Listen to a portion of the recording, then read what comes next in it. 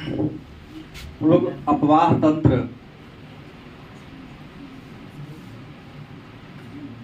अपवाह तंत्र के बारे में कल चर्चा किए थे और भारत के नदी और नदी से जुड़े हुए प्रमुख शब्दावली के बारे में हम लोगों ने चर्चा किया था।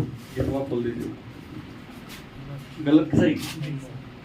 अगर मुख्य रूप से देखा जाए तो भारत में तो ऐसे वह नदी जिसकी लंबाई 1600 मीटर है, वैसे नदियों की संख्या 14,360। भारत में अगर कुल नदी की बात करें कि कितनी नदियां हैं तो 14,360, लेकिन इसमें ऐसे नदी की गणना की गई है जिसकी लंबाई 1600 मीटर हो, मतलब 1.5 किलोमीटर से थोड़ा सा क्या हो, ज्यादा हो। कुछ नदियां ऐसी हैं जिसकी लंबाई जो है वह 1.5 किलोमीटर से भी क्या है, कम है, तो वैसे नदी की गणना इसमें नहीं की गई। इन नदियों में सबसे लंबी नदी भारत की हमने कहा गंगा है, लेकिन भारत में बहने वाली सबसे लंबी नदी ब्रह्मपुत्र है। यदि ऑप्शन में ब्रह्मपुत्र ना हो तब सिंधु दे सकते हैं, क्योंकि ब्रह्मपुत्र की लंबाई भी 2900 किलोमीटर और सिंधु की लंबाई भी 2900 किलोमीटर। लेकिन दोनों में डिफरेंस ये है कि ब्रह्मपुत्र नदी इंडिया में सिंधु नदी की तुलना में अधिक दूरी तय करती है। गंगा को इसलिए सबसे लंबी माना गया है कि गंगा का उद्गम भी भारत में और मुहाना भी 2510 किलोमीटर या 2525 किलोमीटर पुस्तक में लिखता है लंबाई है, लेकिन पूरी लंबाई इंडिया में ही बनती है। कल की क्लास में हम लोगों ने सिंधु नदी तंत्र और गंगा नदी तंत्र के बारे में चर्चा पूरा किया था। लेकिन आज जो परीक्षा का पैटर्न चेंज हुआ है, वो पहले वाले ट्रेडिशनल प्रश्न था कि कौन नदी कहां से निकलती है, किस नदी की लंबाई कितनी है, प्रश्न ये आता था, ये किसकी सहायक नदी है, ये प्रश्न आता था। आज के परीक्षा के बदलते पैटर्न में हम देख रहे हैं कि नदी का पूछता है कि नदियों को पूरब से पश्चिम की ओर, पश्चिम से पूरब की ओर, उत्तर से दक्षिण या दक्षिण के उत्तर की ओर हम क्रम को सजाना है। तो कल की क्लास में हम लोगों ने गंगा के बारे में पूरा जान लिया था, याद होगा। सिंधु के बारे में जान लिया था। आज गंगा सिंधु के साथ साथ भारत की जितनी भी नदियां हैं उत्तर से दक्षिण की ओर, सबके क्रम को हम लोग जानने का क्या करते हैं, प्रयास करते हैं कि इसके बाद कौन आता है, सबसे उत्तर में कौन हो जाएगा, सबसे दक्षिण में। अगर पूरी की आकृति ग्राफ्टिंग कर लेते हैं तो आसानी होगा समझने में या आपको लिखने में। तो सबसे पहले अगर हम भारत के मानचित्र की अगर बात कर लें तो हम भारत के मानचित्र की यहां लेके चले।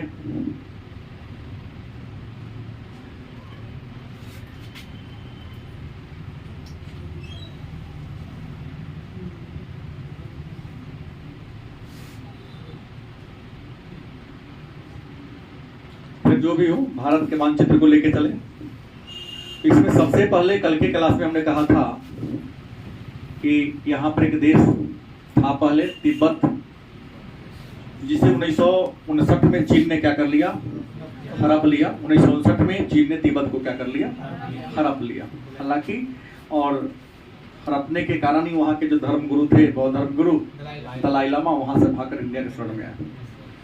विवाद इंडिया का वहीं से प्रारंभ हो जाता है। तो यहाँ से एक नदी निकलती है, मानसरोवर झील के पास एक छोटा सा और जलाशय है, राकसताल, वहां से बहती है और लद्दाख से होती हुई सीधा अरब सागर में आके क्या होती है, कौन नदी, सिंधु। तो ये रहा, हम बात करते हैं सिंधु की बात करते हैं। ये हमारी नदी कौन रही, सिंधु की बात करते हैं। सिंधु की कुछ सहायक नदियां भी हैं अपने भारत में। सिंधु की क्या है, कुछ सहायक नदियां भी हैं। तो सिंधु की सहायक नदी में अगर सबसे पहले हम बात करें तो यहीं से एक नदी आकर मिलती है। इस नदी का नाम हमने कल कहा था झेलम। क्या नाम दिया था, झेलम नाम दिया था। यहाँ आ गया सिंधु, उसके बाद क्या आ गया, झेलम के बाद एक और नदी आती है, इसका नाम क्या होता है, चेनाब। चेनाब रियल में झेलम की सहायक नदी है। हालांकि सिंधु नदी तंत्र में सब आता है, लेकिन सहायक किसकी है, झेलम की है। चेनाब के बाद एक और सहायक नदी आती है, नाम है रावी। लेकिन रावी याद रखेंगे, यहाँ झेलम से आगे आगे यहाँ के मिलती है, झेलम से आगे आगे। झेलम, चेनाब जो है झेलम में पहले मिल जाती है, लेकिन रावी थोड़ा सा इसका मुहाना चेनाब के मुहाने से क्या है और आगे है। और सबसे लास्ट में जाके आती है कौन, सतलज है। कौन है, सतलज यहाँ पर। और सभी अंत में सिंधु नदी में मिलकर क्या होती है, अरब सागर में अपने जल को प्रवाह मिला देती है, अस्तित्व को मिटा देती है। तो याद ये रखना है कि सिंधु नदी तंत्र में सबसे पहले सिंधु, झेलम, चेनाब, रावी और। अब यहाँ चित्र को देखने से ये लगता है कि चेनाब हो, रावी हो, चाहे सतलुज हो, सब झेलम की सहायक नदी है। तो झेलम में सबसे लास्ट में कौन मिलती है, उसके बाद नहीं, सबसे पहले चेनाब, उसके बाद कौन आती है ना। और सिंधु की तो मात्र एक सहायक नदी यहाँ देखने को मिल रही है, लेकिन यहाँ और भी है, जम्मू कश्मीर जास्कर है, और भी कई नदियाँ छोटी छोटी है जो मिलती है, लेकिन यहाँ हम इस तंत्र की बात करते हैं, नुब्रा है। हाँ, नुब्रा है। उसके बाद हम गंगा की बात करते हैं। उत्तराखंड यहाँ एक भारत का राज्य है। उत्तराखंड जो हिमालय की गोद में बसा हुआ है, पर्वतीय राज्य है भारत का। और पर्वतीय राज्य होने के कारण वहाँ कई हिमनद है। उत्तराखंड में एक हिमनद है गंगोत्री, बहुत बड़ा हिमनद है। उसी का एक पॉइंट है गोमुख, उसी गोमुख से हम दो नदी निकलती है। कल के क्लास में हमने कहा था दो नदी निकलती है, एक का नाम है गंगा, नहीं भागीरथी, एक का नाम है भागीरथी, और एक का नाम क्या है अलकनंदा। ये दोनों देवप्रयाग में आती हैं और ऐसे बहती हुई बंगाल की खाड़ी में क्या होती है, मिल जाती है। ये नदी कौन हो गई आपकी, गंगा। यहाँ देवप्रयाग में दोनों क्या होती है, मिलती है। हमने कहा गंगा में यहां से एक मिलने वाली नदी है, सबसे लंबी सहायक नदी भी है, नाम है यमुना। क्या होगा, जमुना नहीं, यमुना। जमुना भी एक नदी है, इंडिया में नहीं, बांग्लादेश में। नहीं, उसका नाम नहीं है। ब्रह्मपुत्र को बांग्लादेश में जमुना कहा जाता है, और दोनों के संयुक्त धारा को पद्मा, गंगा और ब्रह्मपुत्र के मेघना कहते हैं। गंगा को पद्मा वहां कहते हैं। तो यहाँ यमुना नदी मिलती है। इस यमुना नदी में भी कई सहायक नदियां आके मिलती है। जैसे एक नदी आती है यहाँ पर, नाम है चंबल। क्या नाम है, किसकी सहायक नदी है, यमुना की। और इस चंबल में कई छोटी छोटी नदियां हैं, छोटी क्या, 3 हैं। नाम आपने सुना होगा। सबसे ऊपर है राणा प्रताप सागर, राणा प्रताप। बीच वाला है गांधी सागर, और नीचे वाला कौन है, जवाहर सागर। क्या नाम है, जवाहर सागर। इस यमुना नदी में और भी कुछ सहायक नदियां आके मिलती है। इसके आगे इसका नाम क्या है, बेतवा। क्या नाम है, बेतवा। याद रखेंगे, यहाँ बेतवा यहाँ मिलती है, ये सब यहाँ मिलती है। बेतवा के बाद और हम गंगा की बात करें तो गंगा में इधर से आकर थोड़ा यहाँ पर आके एक नदी मिलती है, नाम आपने सुना होगा इसका। उस नदी का नाम है घाघरा। क्या नाम है? घाघरा। घाघरा के बाद यहाँ पे एक और नदी आके मिलती है, थोड़ा सा आगे बढ़ के, गंडक, पटना के निकट आके मिलती है गंडक। और सबसे लास्ट में यहाँ पर आती है, उसका नाम क्या है? कोसी। बीपीएससी में एक साल पहले वाला पूछा हुआ है कि गंगा की सबसे दक्षिण पूर्वी सहायक नदी। तो अगर ये ध्यान रखना है, नदी अगर पूरब से पश्चिम की ओर अगर आपको सताने के लिए ऑप्शन दे दे कि नदियों का क्रम पूरब से पश्चिम की ओर, तो यहाँ मिलान से देख लीजिए, यहाँ कोसी है, गंडक है, घाघरा है ना। उसके बाद घाघरा के बाद यहाँ आते तो हमको कौन मिल जाता है? यहाँ चंबल आता है। क्या मिलेगा? चंबल मिलेगा ना, नहीं सॉरी, यमुना मिलेगा। उस पर कौन मिलेगा? सीधे आगे बढ़ेंगे तो फिर सतलज, फिर रावी, चेनाब और लास्ट में कौन होगा? ये सभी मिठानकोट में मिलती है। ये तो सभी पाकिस्तान के मिठानकोट में आपस में मिल जाती है। नहीं, तो ये पूरब से पश्चिम ने सजाने का प्रयास किया कि कोसी, गंडक, घाघरा, घाघरा के बाद यमुना, सतलज, रावी, चेनाब, झेलम, सिंधु। ये तो सिंधु वाला हो गया। सिंधु में सतलज, रावी, चेनाब, झेलम और ये गंगा वाला भी ये होगा। लेकिन हम थोड़ा दक्षिण भारत की ओर चलें।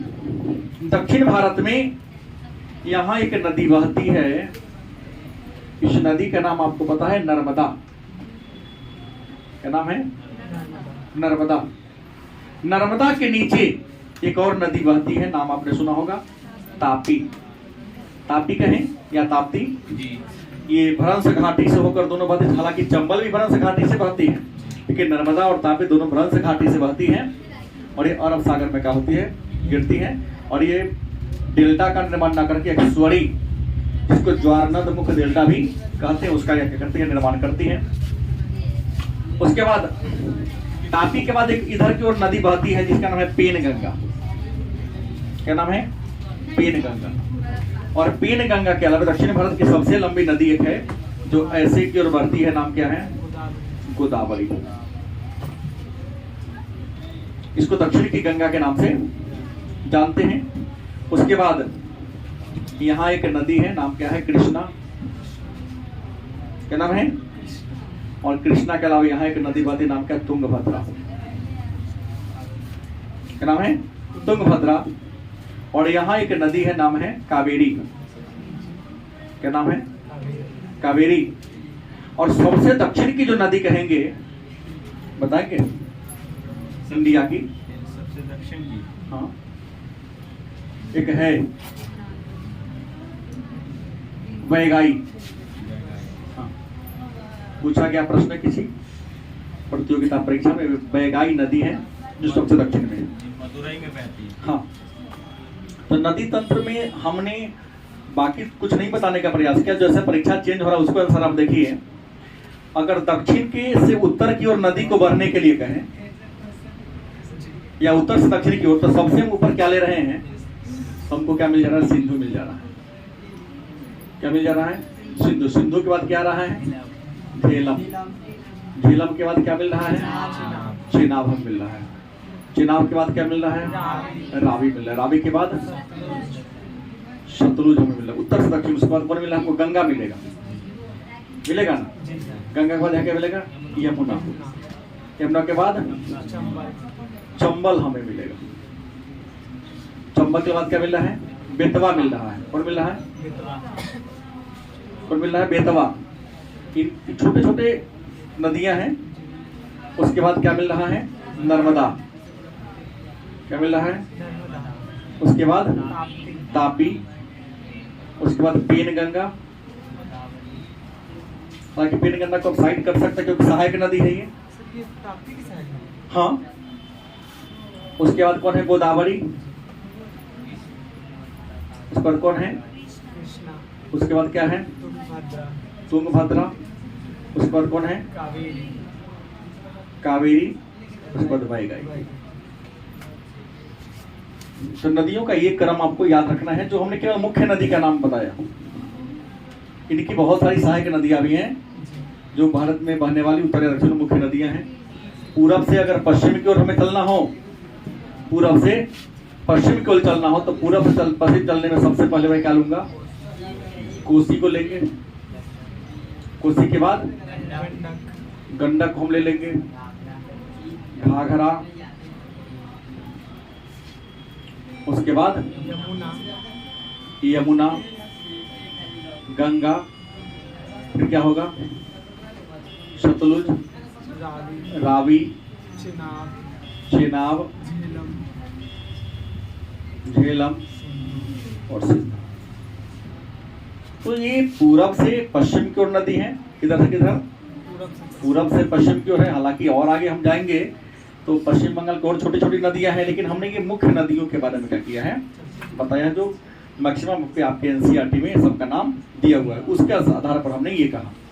हाँ, लेकिन अब परीक्षा का थोड़ा सा और पैटर्न चेंज किया, तो यहाँ से ये उद्गम स्थल के आधार पर पूछ सकता है, लेकिन ये थोड़ा बड़े परीक्षाओं के लिए, हाँ, लंबाई के आधार पर नदी को सजाने के लिए करें।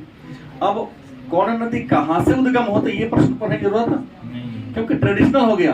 अब ट्रेडिशनल प्रश्न परीक्षा में नहीं पूछे जा रहे हैं, क्योंकि अब देखा क्या जा रहा है कि न पढ़ने वाले की संख्या बहुत ज्यादा बढ़ती जा रही है। तो पढ़ने वाले अगर 5 है तो बहुत तेजी से बढ़ रहा है। और कोरोना काल के बाद आप देखे होइएगा कि प्रतियोगिता परीक्षा के प्रश्न का जो लेवल है वो टफ होता जा रहा है, क्योंकि कोरोना में बहुत लोगों को मोबाइल हाथ में मिला तो बर्बाद हुआ, लेकिन बहुत ऐसे लोग हुए जिन्होंने देखा कि अब कोरोना में घर से बाहर तो निकलना नहीं है, नहीं, तो सीधा लोगों ने कहा कि वाल्मीकि और विश्वामित्र लोग घर बैठ के बन गए। नहीं, अध्ययन को ही अपने जीवन का क्या मान लिया, आधार मान लिया, परीक्षा का लेवल अप हो गया। जैसे हम लोग जब दिए तो 100 बार बहुत रेयर केस में किया करता था पीटी का, अब 110 कटअप जा रहा है, 11 कटअप जा रहा है। गलत नहीं बोल रहा हूँ, मतलब कहीं ना कहीं पढ़ने वालों की संख्या क्या हुई है, हाँ, स्तर बढ़ा है, ज्ञान का स्तर लोगों में क्या है, जो है उनमें बात हो रही है। तो परीक्षा का पैटर्न भागना है, प्रश्न पूछने का भी आपका क्या हो रहा है, ये हो रहा है, सीधा प्रश्न आपसे पूछा तो हमने उत्तर से दक्षिण बता दिया, पूरब से पश्चिम बता दिया, ऐसे करके देखेंगे, गारंटी है यहाँ से प्रश्न उठाता है।